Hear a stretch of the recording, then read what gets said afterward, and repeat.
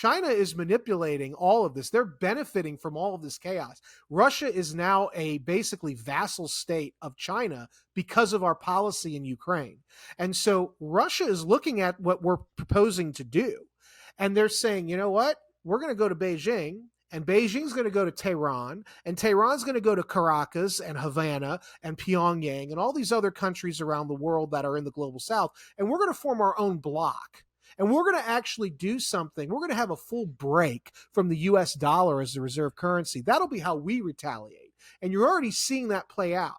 And what's happening right now is when another year or two, the debt repayment, interest on debt repayment in the United States will be higher than U.S. defense spending in 1 to 2 years if trends persist. And what happens is if Russia gets China and their partners, the defense budget is about a 700, I think it's like 700 or $750 billion. And what they're saying now is based on current trends in another year or two, the interest payment alone on the U.S. national debt will be higher than what the U.S. defense budget is per year. And so if we go after these Russian reserves, the Russians, they might not be able to respond immediately, but that's only going to force them to double down in creating an alternate reserve currency with China. And that's going to destroy the U.S. dollar as the reserve currency. And if the U.S. dollar is lost as the premier world's reserve currency, all of those deficits we've been running for 50 years, all of the spending we do, that all goes away overnight. And then we owe the rest of the world money that we could never hope to have. We can't print and spend anymore. In the long run, it might be better because it might actually force us to get our fiscal house in order. But if it's the Russians and Chinese forcing that situation, you can bet it's going to be paired to actual military moves by them, which is going to be devastating for what's left of the U.S. superpower. Well, yeah. You take, for example, China's Belt and Road Initiative, where they've been investing in infrastructure around the world as a way to gain influence and control over Central and South America,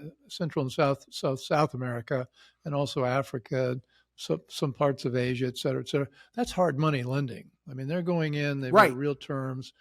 It's a commercial transaction, whereas you look at what we're doing with our global international organizations, the IMF, the World Bank, we're lending money for services. We're lending money for things that are not tangible, and we're also not attaching any strings to it. Except would you sort of salute the gay flag, the great gay pride flag when you walk by it?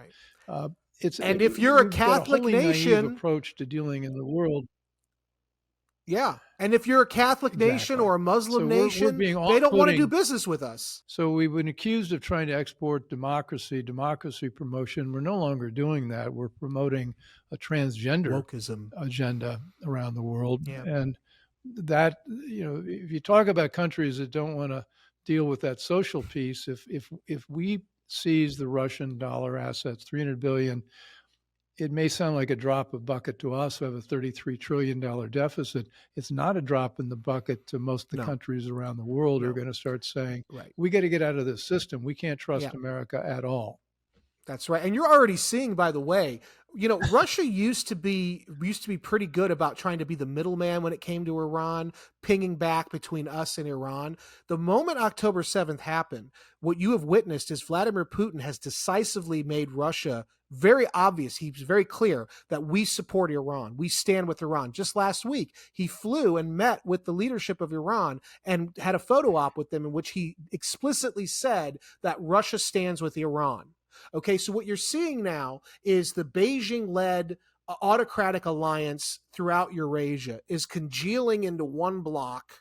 They're working increasingly closely together. They have differences with each other, but they're more threatened, they think, by America. So they're starting to set those differences aside in the near term. And now you're seeing not only the branching out of Chinese power through Russia, through Iran, but you're now witnessing the branching out of Chinese power into Latin America. You're seeing Venezuela now threatening to do to Guyana what Saddam Hussein tried to do to Kuwait in 1991.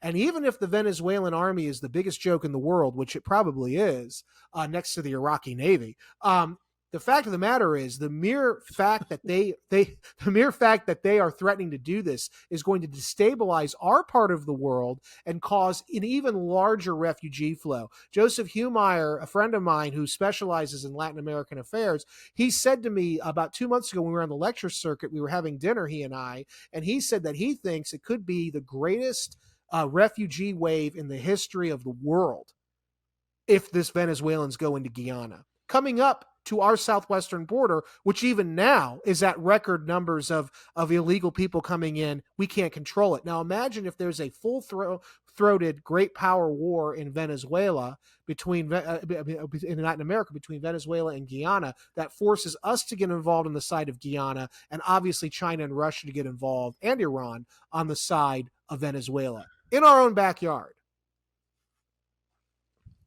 Strikes me we're going to have to put a warning label on this episode. Beware, beware the gloomy scenario.